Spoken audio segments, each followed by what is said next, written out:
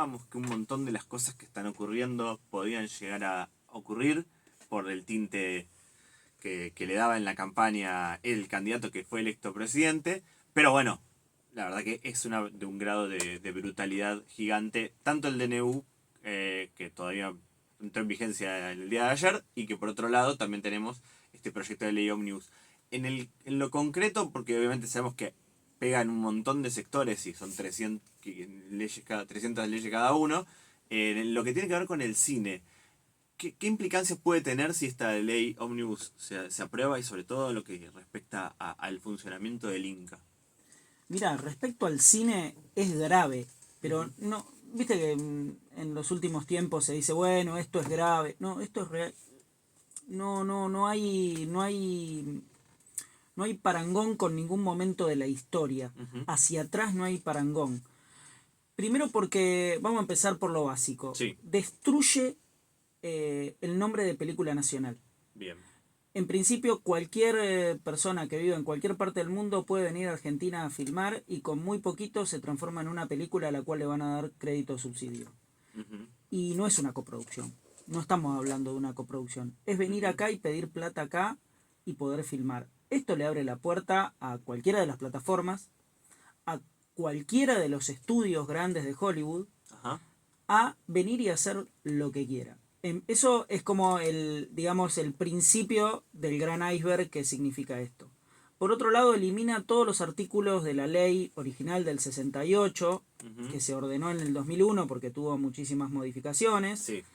Elimina todos los artículos que tienen que ver con las atribuciones que tiene el Instituto Nacional de Cine, su director, el Consejo Asesor y la Asamblea Federal. ¿Esto qué significa? Que todo lo que es el gobierno del Inca Ujú. se elimina. Entonces, todas las funciones, no secundarias, pero todas las funciones adicionales al fomento y regulación del cine se eliminan. ¿Qué significa esto? La eliminación de todos los programas, por ejemplo. Claro. De todos los programas de exhibición que tiene el instituto. Cine Inclusión, Cine en Cárceles, Cine Móviles. Todos los programas esos desaparecen de un día para el otro. Espacio Inca, que es... Yo quiero poner un ejemplo con Espacio Inca porque me parece de lo más interesante. Espacio Inca es la política pública cinematográfica de exhibición más importante del mundo.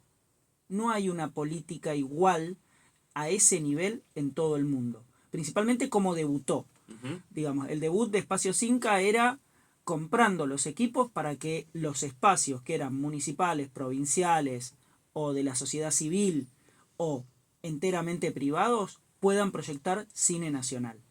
Que además estamos justo, disculpa que te interrumpa, pero también justo veníamos charlando estos días de que había salido un informe del Inca, una especie de balance de gestión, y entre las cosas que nos parecían súper destacables era que este año se habían abierto nuevos espacios Inca, que era justo una red que se estaba empezando muy de a poco para lo que uno quisiera en los términos ideales, pero todos los años creciendo un poquito. Entonces, es bueno descentralizar, tener más acceso, y esto viene a dinamitarlo.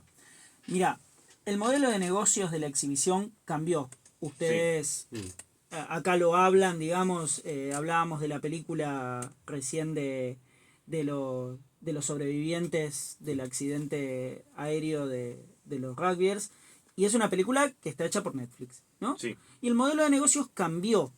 Ahora, ese modelo de negocios es para todos, para que cualquier persona pueda acceder y no tanto. Claro. No todo el mundo tiene dólares o el precio en pesos para pagar esas plataformas.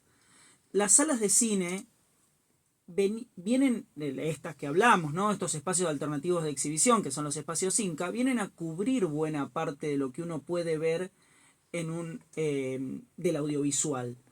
Bajó un montón la suscripción a televisión por cable. Uh-huh. No hay una gran suscripción en las provincias, en las partes más recónditas de cada provincia, a las plataformas. Entonces, el único espacio que vos tenés para ver cine es un espacio Inca. Porque además el precio es muy módico.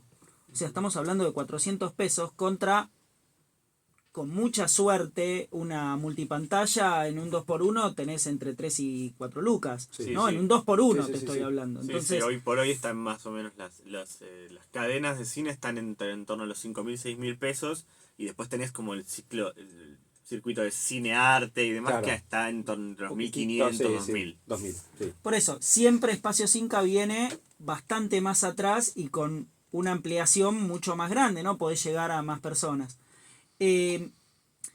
Dinamitar esta política pública es no entender que la libertad es la libertad de expresión. Y si nosotros no tenemos como nuestros artistas, se cierra el Fondo Nacional de las Artes, se cierra el Instituto Nacional del Teatro, se desfinancia el INAMU, se desfinancia el INCA, se cierra la ENERC, si nosotros no tenemos la posibilidad de contar con artistas en nuestro país, el camino está allanado para que sea conquistado. Lo mismo pasa con la ley de tierras, digo, estoy Claro. diciendo algo que, Sí, sí. que ya lo estamos viendo, ¿no? Y con la ley de fuego.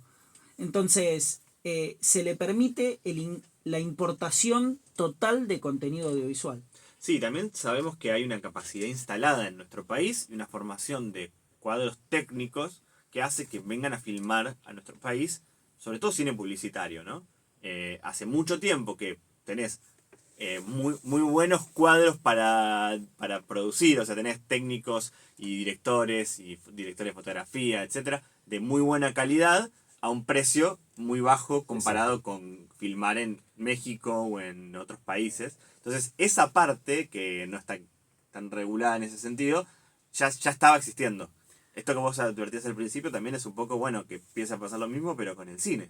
Mirá, te voy a dar un dato para que te des cuenta a qué nivel estamos en términos de técnicos, artistas. Porque cuando se habla de técnicos nos estamos perdiendo, digamos, la parte artística que tiene Sin el duda, técnico, sí, sí. ¿no? Pero digo, para tratar de dividir un poco, digamos, los técnicos, asistentes, ayudantes y demás, artistas, los cabezas de equipo, los directores, productores y demás, nuestro país superó a Francia en términos del audiovisual entre egresados y alumnos del audiovisual en 2012. Claro. Francia es el primer país en este sentido, en formación audiovisual, y lo superó en 2012, hace 11 años. Somos el país que más estudiantes y más egresados de cine tenemos en el mundo. Y eso hace que además vos puedas divisar la capacidad de esos técnicos, de esos artistas, de esos productores, de esos directores, en esto que vos decís, no solo el cine publicitario, sino lo que se viene a buscar desde las plataformas. Fíjate que hay mucho contenido en plataformas que es argentino, pero muchísimo, muchísimo producido por argentinos. Digo, También. más allá de que haya una historia, no sé, por dar un ejemplo, la historia de Cabeza, o la historia de María Marta García Belsunce, digo, o esto que hablaban de las películas del Mundial, Muchachos y demás, hay mucha capacidad instalada, no solo en términos de equipos, que hubo algunos temas de la adquisición de equipos por la falta de dólares en mucho tiempo, pero también hay de técnicos, de artistas y de creadores, de guionistas. Es infernal. ¿Y esto cómo afecta, entre otros puntos, a la escuela de cine, al ENERC? En principio la ENERC figura en la ley original, en la ley 17741 de 1968, como el Centro de Experimentación y Realización Cinematográfica. La escuela comenzó en el año 65, antes de la ley, con unos cursos para formación profesional. En el 68, con el surgimiento de la ley y la sanción de la ley, se transforma en un centro de experimentación y realización cinematográfica algo más armado. En el 99 la escuela se muda a un edificio mucho más grande y se transforma en Escuela Nacional de Experimentación y Realización Cinematográfica, que es confirmado en el año 2002 con la salida de un DNU que le daba más atribuciones al presidente del Inca. Mirá qué loco, ¿no? Claro. Un DNU que le daba más atribuciones al presidente del Inca. Están los DNU Claro. y los DNU. Como diría el Exacto. meme de los Simpsons. Exacto. En ese DNU se confirmaba el nombre de Escuela Nacional de Experimentación y Realización Cinematográfica, ya puesto en el texto ordenado del 2001. La escuela hoy tiene 8 sedes. Sí. 5 de ellas son sedes regionales que se estudia realización audiovisual. 3 de ellas son de animación, y después está la sede AMBA. La sede AMBA tenemos 7 carreras: producción, realización, guión, montaje, sonido, fotografía y arte, dirección de arte. Al no figurar en esta ley ómnibus que aparece de Milei, al no figurar, queda en la atribución del presidente, que ya no es más presidente, es director, y se lo baja de subsecretario a director nacional, a la idea que él tenga de qué hacer, porque no está dentro del margen que la ley le brinda. Entonces, claro, si quiere sostener alguna formación audiovisual, lo va a tener que hacer con el presupuesto que tiene o con lo que le puede entregar el Poder Ejecutivo. Ahora, esto tira por tierra la existencia de la escuela. Es sumamente grande el presupuesto de la escuela, comparativamente, digo, con una decisión política. Estamos hablando con Nicolás Betromil, él es montajista, trabajador de audiovisual del Inca y además es delegado de ATE. Te quiero hacer 2 preguntas. Una es, todo esto se hace con el argumento de hay que ahorrar guita, ¿sí? Ahora, acá hay una cuestión ideológica, digo, ¿qué pensás sobre eso? Digo, ¿por qué se está tomando esta decisión? Porque tampoco se ahorran tanta guita con esto. Y por otro lado, hiciste todo un diagnóstico que nosotros compartimos totalmente. ¿Cómo hacemos para frenarlo? Desde el mundo que nos gusta el cine, desde los laburantes, desde todo el mundillo que de algún modo se opone a esto y que nos sentimos abrumados y abrumadas. Bueno, en principio, ¿cómo lucharlo? A ver, estas leyes, tanto el DNU como la ley, son muy amplias, lo conversábamos, son 600 artículos entre los dos, y es casi inabarcable, pero a la vez creo que la discusión tiene que darse por su totalidad. Eso es la primera cuestión. El cine es una de las tantas cosas y es ideológico, por esto que decía en un momento, que tiene que ver con la importación de contenidos. Si hay un país que sabe que la cultura le permite inmiscuirse en las decisiones políticas de otro, es Estados Unidos. Y estrena 2.000 películas al año. 2.000 películas al año. Nosotros estrenábamos hasta hace muy poco 200. Y podíamos tener un índice de crecimiento mucho mayor si le empezábamos a cobrar a las plataformas desde el año 2010, que es el desembarco de las plataformas. Porque las plataformas no llegaron en la pandemia. No llegaron un año antes de la pandemia. Las plataformas llegaron en 2008. La primera plataforma fue de Personal Videos. Y llegó en el 2008. Y nosotros, como Junta Interna de ATE, en el 2010 llevamos un proyecto para que se le cobre a las plataformas. Y no haciendo una nueva ley, ni sacando un DNU. No, pensándolos también como exhibidores. Pensándolo primero como exhibidores y segundo como distribuidores de contenido. Claro. La ley, el texto ordenado del 2001, basándose en la modificación del año 94, que establece que se le cobra el 10% a la entrada de cine y el 10% al alquiler o venta de videograma grabado, nos abría la puerta. ¿Por qué? Porque ¿qué es un videograma grabado? El que escribió esa línea hay que felicitarlo, porque ¿qué es un videograma grabado? Y bueno, es un VHS, podemos decir en ese momento. Claro. Es un DVD, decíamos después. No, es un Blu-ray. No, es un archivo grabado en un servidor en el culo del mundo. Claro. Lisa y llanamente dicho así. ¿Por qué? Porque eso lo que nos permite es decir, bueno, usted tiene una plataforma, usted brinda suscripción. Esa suscripción le permite ver a las personas lo que quieran. Bueno, esa suscripción existía en los videoclubes. Yo estaba suscripto a 2 videoclubes. Uno era de capitales chilenos, Errols. No sé si lo recuerdan, que era el blockbuster de Latinoamérica. Claro.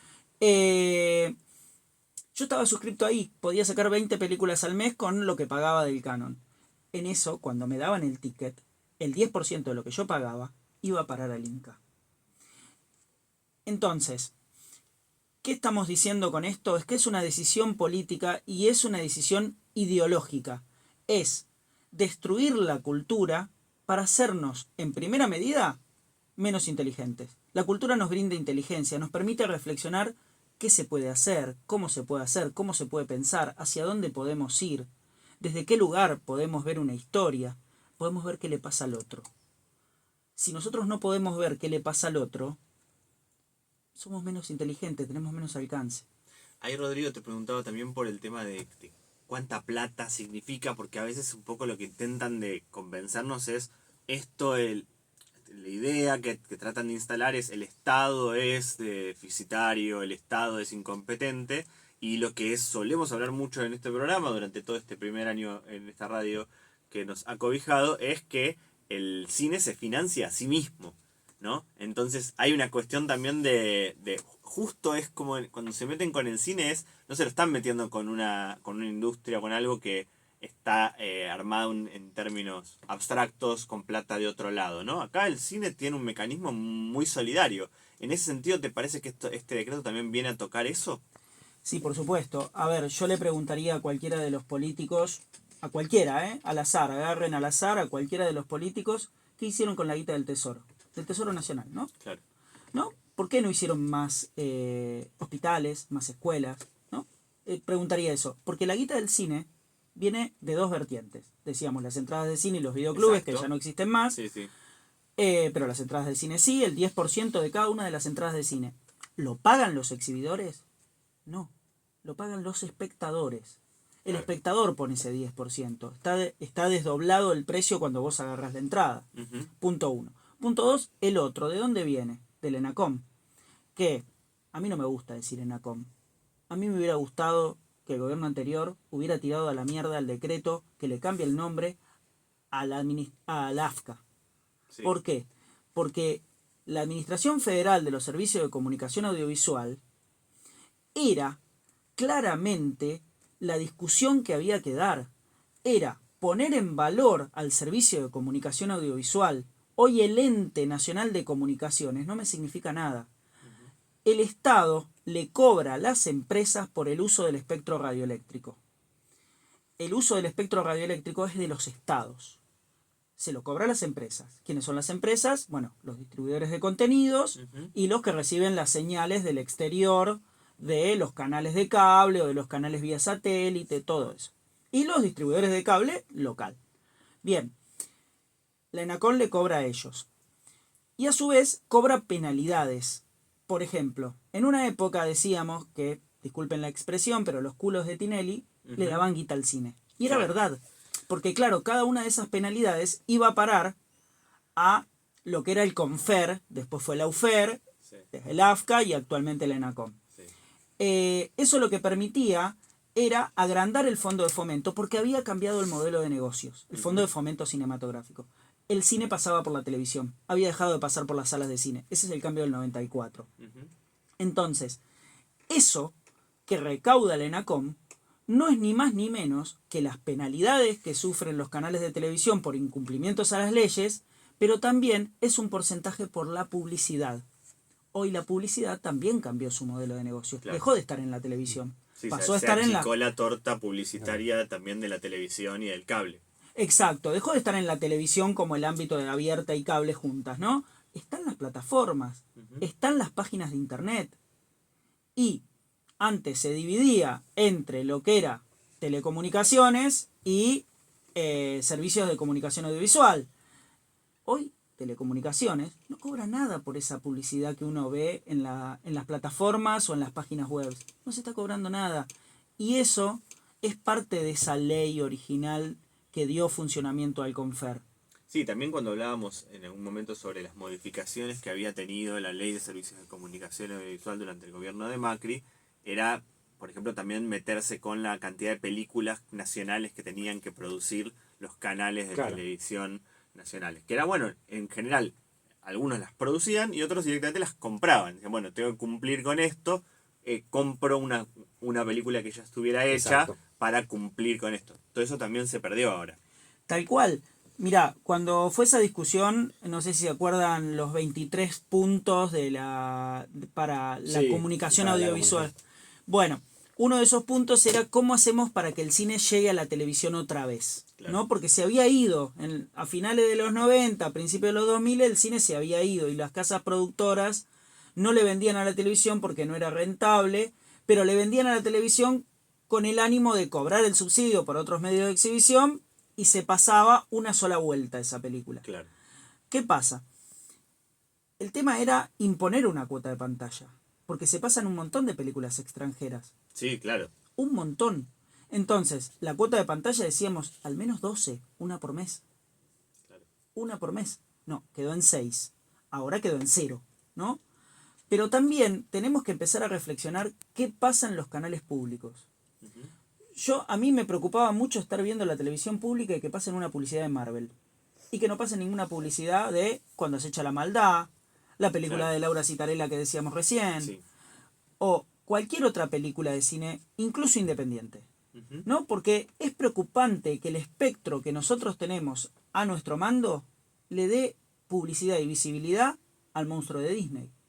Entonces, son batallas que se han ido perdiendo y me parece que esto llega por una decisión política, ideológica y totalmente desmesurada y en shock y todos los nombres que le podemos decir, pero se fue preparando el terreno. Se fue preparando el terreno ideológico más que nada, ¿no? No se llega a ese 55% de casualidad.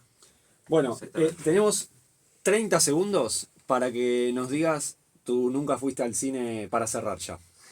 Mi Nunca fuiste al cine es el libro de las soluciones de Michel Gondry, que tuve la Epa. posibilidad de verlo en el Festival de Mar del Plata, que fui pagándome porque el Inca no, No, nada. Y recomiendo para aquel cinéfilo, aquel estudiante de cine, aquel cineasta, aquel que se la pasa filmando, que la vea. Buenísimo. Nicolás Betromile, excelente la entrevista. Estuvo buenísimo. Un placer. Gracias por venir. Además, en estas fechas, que son, además de que fin de año, estamos en medio de un conflicto y que, bueno, nos volveremos a escuchar a partir de febrero, porque en febrero volvemos. En febrero volvemos, exactamente, por supuesto. Sí, sí, nos Va a haber tomamos un mucho, mes. va a haber mucho, nunca fuiste al cine y además